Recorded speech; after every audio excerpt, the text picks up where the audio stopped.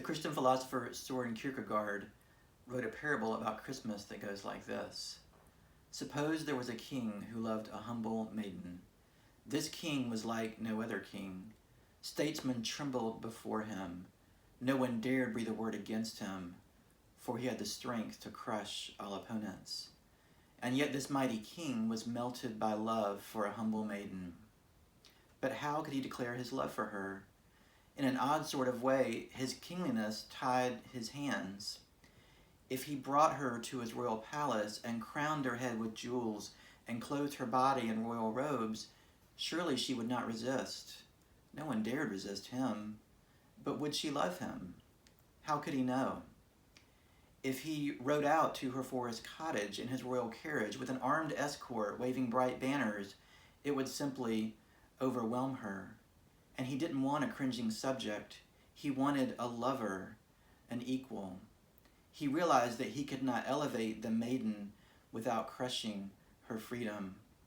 So he did the only thing he could do.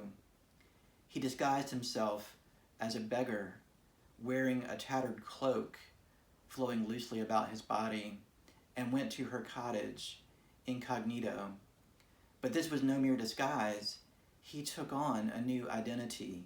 He renounced the throne to win her hand.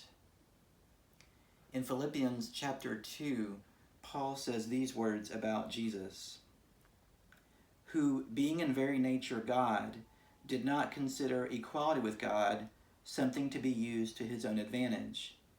Rather, he made himself nothing by taking the very nature of a servant, being made in human likeness, and being found in appearance as a human being, he humbled himself by becoming obedient to death, even death on a cross.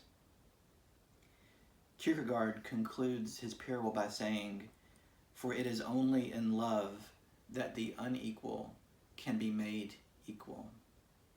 Merry Christmas. Amen.